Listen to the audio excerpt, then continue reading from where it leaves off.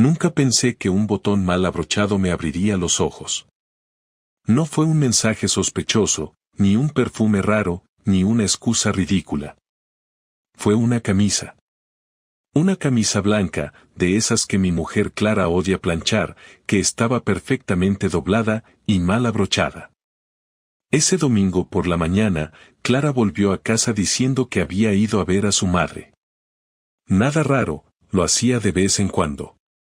Yo estaba en el salón con nuestro hijo viendo dibujos, cuando ella subió directamente al baño. Hasta ahí, todo normal. Pero al entrar a la habitación, vi esa camisa en el cesto de la ropa sucia. Limpia, recién planchada, pero con los botones desalineados. Como si alguien se la hubiera quitado rápido. Demasiado rápido. Me quedé mirando esa prenda como si fuera una escena de crimen. No era solo una camisa. Era una pregunta. ¿Por qué estaba ahí? ¿Quién se la quitó? Porque si Clara la hubiese usado, la habría puesto bien. Ella es maniática con esas cosas. Y si no la usó, ¿por qué estaba sucia? Ese fue el momento exacto en el que algo dentro de mí hizo clic. No un ataque de celos, no un arrebato. Solo, algo. Una certeza silenciosa que me susurró, empieza a mirar bien. No le dije nada ese día. No hice preguntas. Solo empecé a observar, a escuchar, a pensar. Y lo que descubrí después no fue solo infidelidad. Fue mucho peor. Fue la sensación de que mi vida había estado sostenida por mentiras perfectamente dobladas, como esa camisa. No soy un tipo paranoico. De verdad. Nunca he sido de esos que revisan móviles o que se ponen nerviosos si su mujer tarda en responder un mensaje. Pero algo en esa maldita camisa me dejó con la cabeza girando. Y no fue solo la camisa. Fueron los pequeños detalles, las costuras mal cerradas de una rutina que ya no encajaba. Clara empezó a hacer algo que antes jamás hacía, salía a correr por las mañanas. Nunca fue de ejercicio, ni de ponerse mallas, ni de levantarse temprano, pero de un día para otro se compró unas zapatillas nuevas, una camiseta de esas técnicas, y empezó a decirme que necesitaba liberar estrés. Yo, intentando convencerme de que estaba exagerando, me limité a asentir. Pero no me lo tragué. La primera semana que empezó con sus carreras matutinas, yo me ofrecí a acompañarla, y su respuesta fue demasiado rápida, demasiado defensiva. Tú tienes la espalda mal, no vayas a joderte otra vez. Ni una sonrisa, ni un gesto cariñoso, solo una frase seca. Lo dejé pasar, pero a partir de ese día comencé a tomar nota de los horarios. Decía que salía a las 7 y volvía antes de las 8, justo para ducharse antes de ir al trabajo. Pero el jueves, me levanté en silencio y me quedé en la ventana. Ella salió del portal vestida de deporte, caminó media cuadra y se subió a un coche. No reconocí el vehículo, era un coche oscuro, con lunas polarizadas, nada especial. No me moví. Ni respiré. Solo observé cómo se alejaban. No me fui detrás. No hice nada dramático. Cerré la cortina, me senté en la mesa del comedor y me quedé mirando el café que tenía preparado. A los 20 minutos, Clara volvió, entró por la puerta como si nada, con el pelo atado y las zapatillas marcadas con algo que parecía barro. Se metió en la ducha como siempre, y yo, por primera vez en 11 años, sentí asco. Durante los días siguientes, mantuve la calma. No dije nada. Fingí. Me comporté igual. La rutina de los desayunos, las cenas, llevar a nuestro hijo al colegio, las charlas sin contenido. Pero empecé a hacer pequeñas comprobaciones. Revisé su historial de llamadas en el ordenador que compartimos. Había muchos números borrados, pero uno se repetía en los registros de la compañía. Lo apunté. Lo llamé desde un número desconocido. Un tipo contestó con una voz tranquila. Dijo Clara, como si estuviera esperando esa llamada. Colgué. No necesitaba más. El sábado, le dije a Clara que me dolía la cabeza, que no iba a salir, que me quedaría en casa. Ella sintió con una tranquilidad que me sorprendió. Se arregló más de lo normal para ir al súper. Hasta se puso perfume. Se fue a eso de las 11. Yo esperé unos minutos y salí. Caminé 2 calles hasta el garaje subterráneo donde había alquilado un coche la noche anterior. La seguí. No con rabia, ni con ansiedad. Solo con la certeza de que ese día iba a ver con mis propios ojos la verdad que ya sabía. Clara no fue al supermercado. Ni de lejos. Se metió en un hotel cerca del centro. Un 3 estrellas barato, de esos de paso. Aparqué y me quedé esperando dentro del coche. A los 5 minutos, apareció el mismo vehículo oscuro.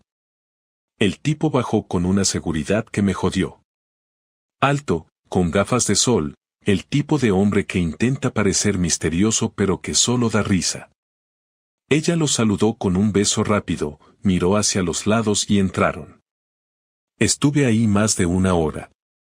Pensando si subir, si armar un escándalo, si llamar a la policía aunque no sirviera de nada. No hice nada de eso. Saqué el móvil y tomé una foto de los dos entrando. No me importaba para qué.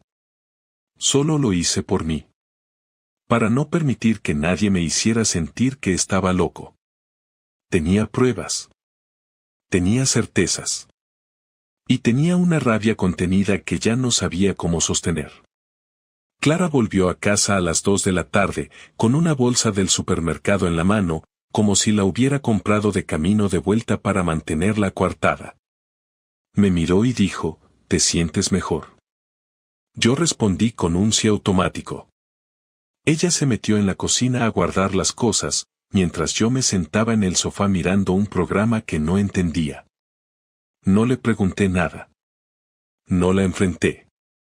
No todavía. No porque tuviera miedo, sino porque no quería darle la oportunidad de mentirme de nuevo sin que supiera que yo ya sabía. Quería escuchar cómo ella justificaba lo injustificable. Quería ver si tenía la cara de hacerlo. Porque una cosa es el engaño, y otra muy distinta es creer que el otro es idiota.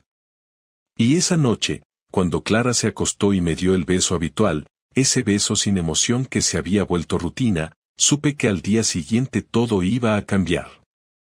Porque esa misma sonrisa que me había enamorado años atrás ahora me parecía la mueca vacía de alguien que cree que su mentira todavía funciona. Pero ya no. Esperé hasta el martes por la noche. No porque necesitara más pruebas ni porque tuviera dudas, sino porque no quería arruinar nada por impulsivo. Quería que ella tuviera tiempo de mentirme tranquila, sin sospechar que ya no tenía margen. Ese día, Clara llegó más tarde de lo habitual, dijo que había tenido una reunión de última hora. Ni me giré a mirarla. Estaba en la mesa del comedor con el portátil abierto, pero no trabajaba, solo esperaba el momento exacto. Le pedí que se sentara, que necesitábamos hablar. No hubo gritos, ni amenazas, ni llanto. Fue una conversación directa, casi quirúrgica, en la que le pregunté si había algo que quisiera contarme. Clara se tensó de inmediato, no supo si sonreír, hacerse la tonta o fruncir el ceño. Me miró como si no entendiera la pregunta, como si el hecho de que yo, su marido, le pidiera honestidad fuera algo ridículo. ¿Por qué dices eso? Fue lo primero que salió de su boca, arrastrado, con esa entonación defensiva que usa cuando quiere ganar tiempo. No respondí. Solo la miré.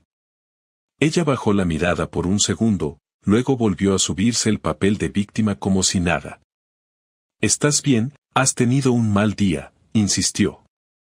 Le dije que sabía que se había estado viendo con alguien, que ya no hacía falta fingir más. No levanté la voz, ni la insulté, ni lloré. No hacía falta. El silencio que siguió fue más fuerte que cualquier berrinche. Clara se quedó congelada unos segundos, Después suspiró y se inclinó hacia atrás en la silla. Vale, dijo. Así, sin rodeos. Vale. Sí. Hay alguien. Y ahí estaba. Ni siquiera intentó negarlo. Ni una sola excusa, ninguna lágrima barata. No quería que te enteraras así, Marcos, pero es que últimamente tú y yo no estamos bien, y yo, paró. Yo no dije nada. Solo la observaba mientras intentaba encontrar una forma de hacer que su traición pareciera una decisión madura. No lo planeé, de verdad, simplemente, pasó, dijo, como si eso quitara peso a lo que había hecho.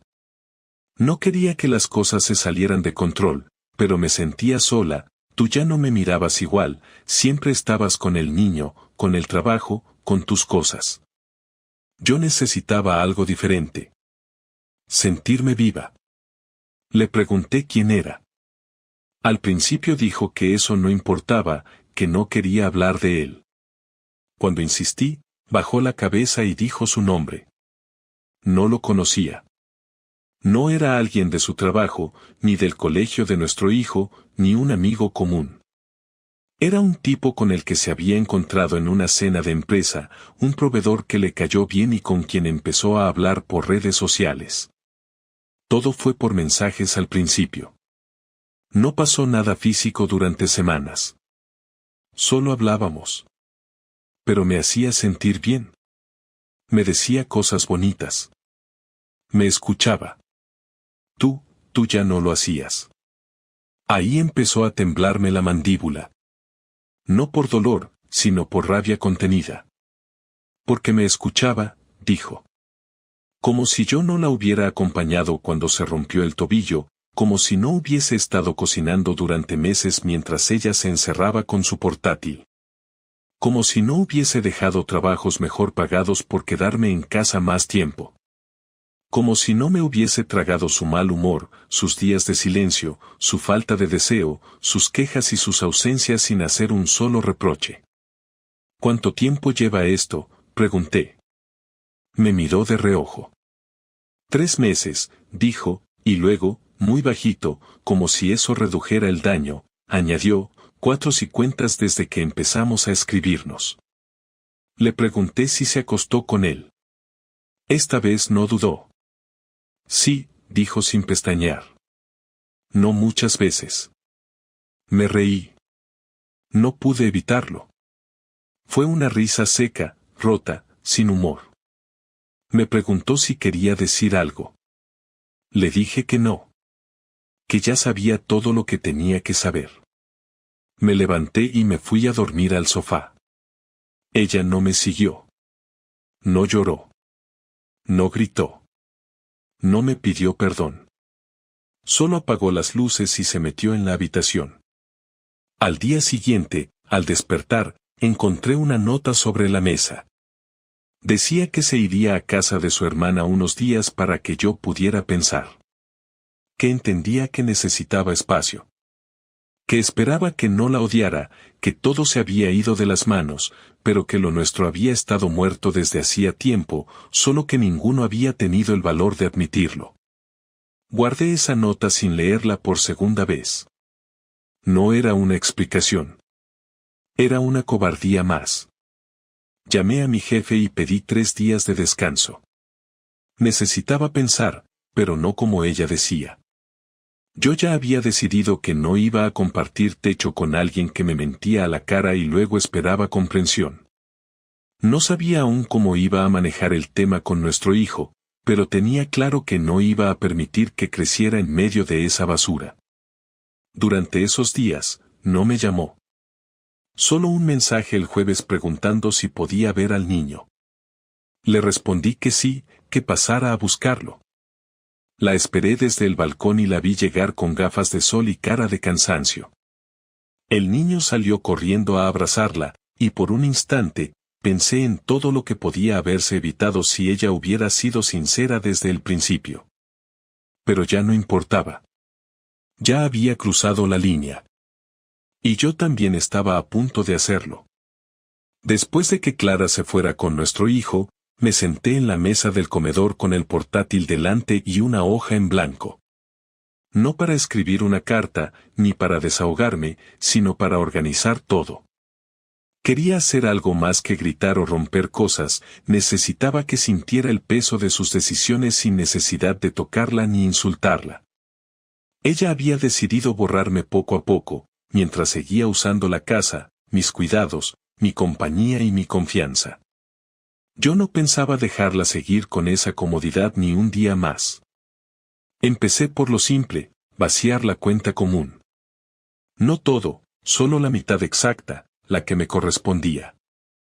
Luego abrí una nueva en otro banco, solo a mi nombre, con un acceso en 2 pasos que nadie más que yo podía desbloquear. También cancelé las tarjetas de crédito compartidas, dejándole una con límite bajo, para evitarle el drama de quedarse completamente sin acceso a dinero, pero suficiente para que entendiera que se había acabado la barra libre. Luego pasé a la parte que sabía que le dolería más, el círculo social. Clara tiene una imagen que cuida más que a sí misma. Siempre se esfuerza por parecer estable, responsable, una madre entregada, una mujer respetable. Mandé mensajes privados a 3 personas que sabía que eran clave en su mundo, su mejor amiga, su compañera más cercana en el trabajo y su hermana. No hice una escena pública, no expuse nada en redes, no grité en plazas. Solo les mandé capturas de pantalla de los mensajes con el otro tipo, los horarios de los encuentros, la foto entrando al hotel y la conversación en la que ella misma admitía todo. No pedí que le dieran la espalda, ni que hicieran nada. Solo les dije que si alguna vez me vieron distante o triste, ya sabían por qué. En menos de una hora, una me bloqueó, la otra me contestó con un no lo puedo creer y su hermana me pidió que habláramos. A la hermana no le dije nada más. No quería consuelo ni explicaciones familiares. Me bastaba con que la vergüenza comenzara a filtrarse. Clara valoraba demasiado esa máscara social como para no sentir el golpe. Luego contacté con una abogada. No me importaba que el divorcio fuera difícil, solo quería que quedara registrado con claridad por qué terminábamos. Pedí que se incluyera la prueba de infidelidad como causa directa. No es que creyera que eso cambiaría mucho legalmente, pero a nivel moral y personal era una línea en la arena que yo no pensaba dejar borrosa. La abogada fue directa, me pidió los archivos y me explicó cómo proceder. No había marcha atrás. Esa noche, cuando Clara volvió con el niño, lo vi en su cara. Algo había llegado a sus oídos. Me miró como si esperara una explosión, pero no le di ni una palabra. Solo le pedí que durmiera en la habitación del niño porque yo necesitaba espacio. Ella no dijo nada, se limitó a asentir. La imagen perfecta se le empezaba a deshacer y no tenía cómo frenarlo. Al día siguiente recibió el primer golpe real, su tarjeta no pasó en el supermercado. Me llamó al móvil. No respondí. Me escribió, ¿qué pasa con la cuenta? Le contesté, tomé lo mío. Abrí una nueva. Adminístrate con lo que tienes. No hubo respuesta. 2 días después vino la hermana. No me vino a defenderla, eso quedó claro desde el primer minuto. Me dijo que Clara estaba destrozada, que no paraba de decir que lo había arruinado todo, que no sabía por qué había hecho lo que hizo. Le respondí que eso ya no me importaba. Le dije que no pensaba convivir con alguien que me había mentido a la cara mientras me usaba como si fuera un mueble. La hermana, para mi sorpresa, no me contradijo.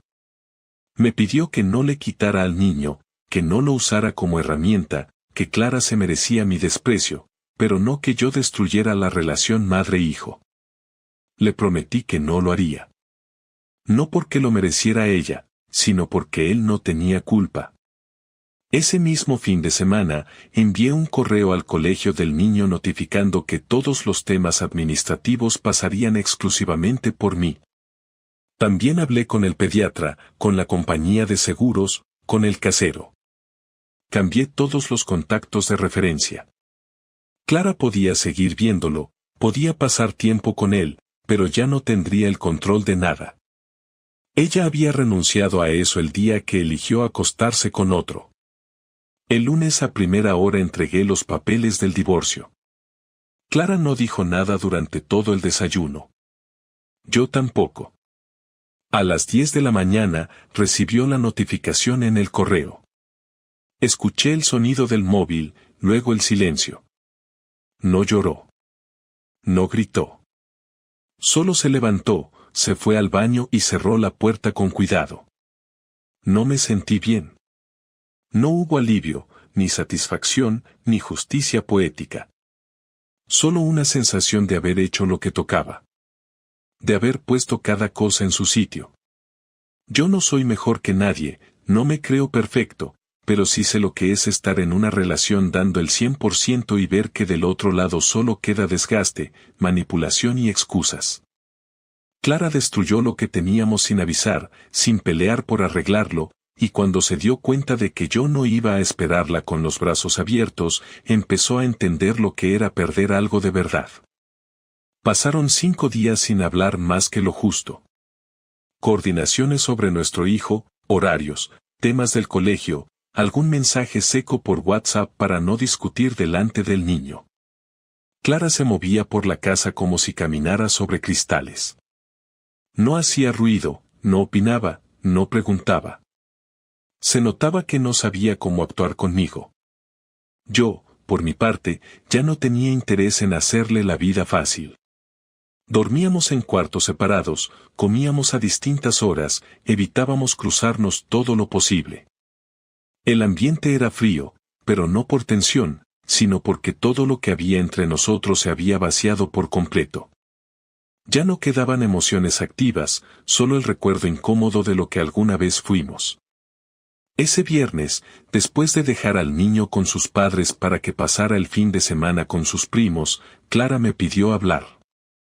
Lo dijo de frente, sin rodeos, y por primera vez desde que todo estalló, noté que su voz no era defensiva ni arrogante, sino agotada. Le dije que sí, que si quería decir algo, ese era el momento, porque yo ya estaba cerrando todo mentalmente. Se sentó frente a mí en la mesa del salón.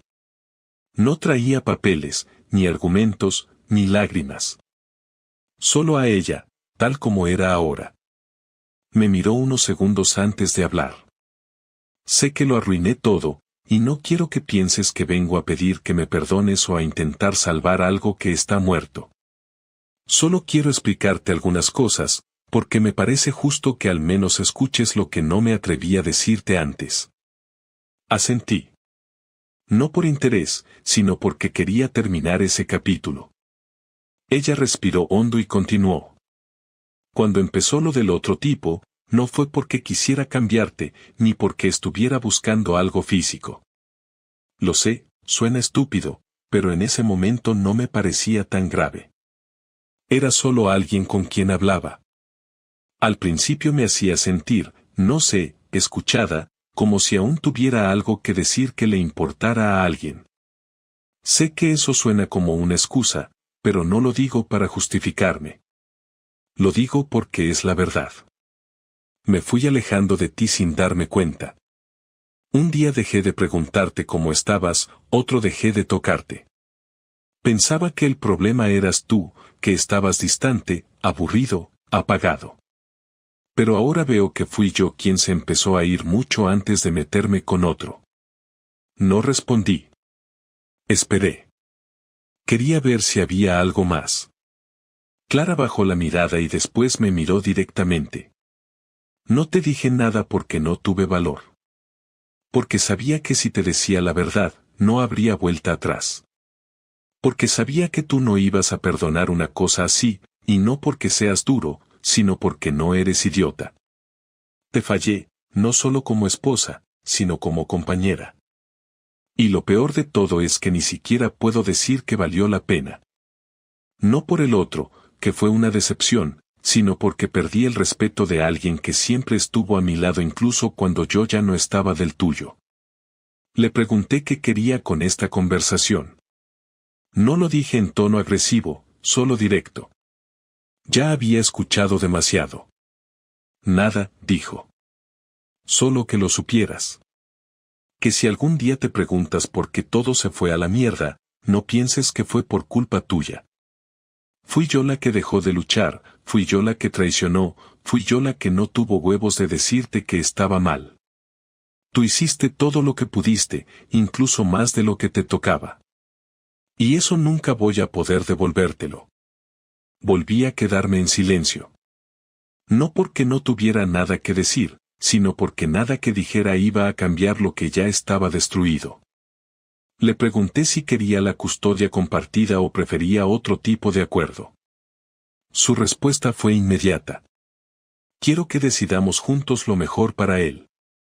Y voy a aceptar lo que tú creas que es justo, porque sé que tú siempre vas a priorizarlo a él, no como yo, que puse mi ego primero. Después de eso, nos quedamos un rato sentados sin hablar. No era una escena emotiva, no había lágrimas, ni abrazos, ni manos que se buscaban. Era simplemente la última conversación entre dos personas que ya no se reconocen como pareja, pero que aún se deben una despedida digna. Le dije que firmaría lo que hiciera falta, que no iba a ponerle trabas, pero que tampoco pensara que todo iba a volver a la normalidad alguna vez. No espero eso, dijo. Solo espero que, con el tiempo, podamos llevar esto con respeto. Sobre todo por él. No quiero que crezca odiándome. Le dije que eso dependía de ella.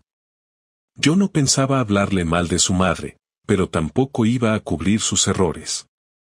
Clara asintió, se levantó de la silla y se fue al cuarto sin mirar atrás. Y yo me quedé ahí, mirando la mesa, recordando todas las veces que habíamos comido juntos sin saber que todo ya estaba roto. No sentí paz ni rabia. Solo cansancio. Un cansancio que no viene del cuerpo, sino de saber que por mucho que uno haya querido construir algo firme, a veces la otra persona solo quiere salir corriendo. 2 semanas después firmamos los papeles. Lo hicimos en silencio, sin discusiones, sin abogados presentes más allá del trámite básico. Fue rápido, práctico y, dentro de todo, civilizado. Clara se fue a vivir a casa de su hermana por un tiempo hasta encontrar un piso pequeño cerca del colegio para estar más cerca del niño. Acordamos días de visita sin necesidad de peleas. Ni ella ni yo teníamos ganas de prolongar lo que ya estaba acabado. El niño, como era de esperar, se dio cuenta de que algo pasaba, pero fuimos claros con él. Le explicamos que mamá y papá ya no iban a vivir juntos, que no era su culpa, que lo queríamos igual los dos, y que eso no iba a cambiar. Lloró, claro, pero fue más fuerte de lo que imaginé. Nos abrazó a los dos y preguntó si aún íbamos a jugar con él. Le dijimos que sí. Y lo cumplimos. Una parte de mí pensaba que al firmar los papeles sentiría una especie de alivio, algo parecido a una liberación, como si al cerrar oficialmente una etapa pudiera empezar otra. Pero no fue así. No sentí nada. Ni tristeza, ni rabia, ni consuelo. Era como tachar una tarea pendiente en una lista que nunca quise escribir. Volví a casa solo, me senté en el sofá, y por primera vez en mucho tiempo no tuve que fingir que estaba bien. Solo estuve ahí, sin pensar, sin moverme, sin necesidad de responderle a nadie. Esa noche dormí 8 horas seguidas, algo que no me pasaba desde hacía meses. Pasaron los días y empecé a notar cosas que antes no veía. La casa se sentía más limpia, más ordenada, pero no porque yo hiciera un esfuerzo especial, sino porque ya no había esa tensión constante que se respiraba en cada esquina. Podía dejar los platos para más tarde sin que nadie hiciera un comentario sarcástico. Podía poner música sin que alguien bufara si no era su estilo. Podía ver una película entera sin que nadie se levantara a mitad a mirar el móvil por tercera vez. No eran cosas importantes, pero me daban paz. No una felicidad exagerada, ni una emoción nueva, simplemente una rutina sin sobresaltos. Y eso, después de lo que había vivido, era suficiente. Una tarde de domingo Clara vino a recoger al niño. Esta vez no se quedó en la puerta como las anteriores. Me pidió pasar un momento, dijo que tenía algo para darme. Era una caja con cosas mías que habían quedado en casa de su hermana, tonterías que ni recordaba haber dejado, un cargador, unos libros, una camiseta vieja que usaba para dormir. Me la dio sin hablar mucho. El niño estaba en su habitación empacando juguetes. Ella se quedó parada en el pasillo, sin saber si irse o decir algo más. Al final lo dijo. Sé que no tengo derecho a pedir nada, pero quiero agradecerte por no haber hecho de esto un infierno. Sé lo fácil que hubiera sido para ti hacerme la vida imposible, arrastrarme, gritarme, cerrarme las puertas. Pero no lo hiciste. No porque yo lo merezca, sino porque tú no eres de esa clase de personas. No contesté enseguida. Me tomé mi tiempo. Luego dije, no lo hice por ti. Lo hice por mí. Porque si bajaba a ese nivel, me llevaba por delante a mí mismo. Y no iba a darle ese ejemplo a nuestro hijo. Clara asintió. Se le notaba que estaba aguantando las ganas de llorar, pero esta vez no lo hizo. Solo dijo gracias y se fue. Yo cerré la puerta y volví a lo mío, sin volver la vista atrás. Con el tiempo entendí que no me dolía solo la traición, sino la pérdida del proyecto. Habíamos construido algo que, aunque imperfecto, yo creía que tenía una base sólida. Resultó ser solo una fachada que se sostenía por costumbre. Y eso fue lo que más me costó aceptar. No que me engañara con otro, sino que lo hiciera sintiéndose justificada, creyendo que tenía derecho a sentirse viva a costa de destruirme a mí sin decírmelo de frente. Porque si me hubiera dicho que ya no sentía lo mismo, que necesitaba otra cosa, que quería irse, yo lo habría entendido. Me habría dolido, claro, pero lo habría respetado. Pero no. Eligió el camino fácil para ella, el más cruel para mí. Ahora vivo con menos ruido, menos ropa que lavar, menos platos sucios, menos discusiones inútiles. Pero también con más claridad, más honestidad conmigo mismo, y con una lección que no se olvida: no podés controlar lo que el otro hace, pero sí cómo reaccionás ante eso. No fui un santo, tampoco fui perfecto, pero fui leal, fui presente, y eso es algo que nadie me va a quitar. Ni siquiera ella. No sé si algún día volveré a confiar en alguien al mismo nivel. No porque tenga miedo, sino porque ahora sé que no todo el mundo merece ese tipo de entrega. Aprendí a observar más, a hablar menos, a esperar antes de entregarme por completo. Pero también aprendí que puedo estar solo sin sentirme vacío, que no necesito una pareja para sentirme entero, que valgo por lo que soy, no por con quién estoy. La historia con Clara terminó. Sin dramatismos, sin reconciliaciones forzadas, sin promesas vacías. Solo terminó. Y eso, aunque no sea feliz, es suficiente. Porque al final, lo único que importa es poder mirarte al espejo y saber que hiciste lo correcto, aunque no haya sido lo fácil.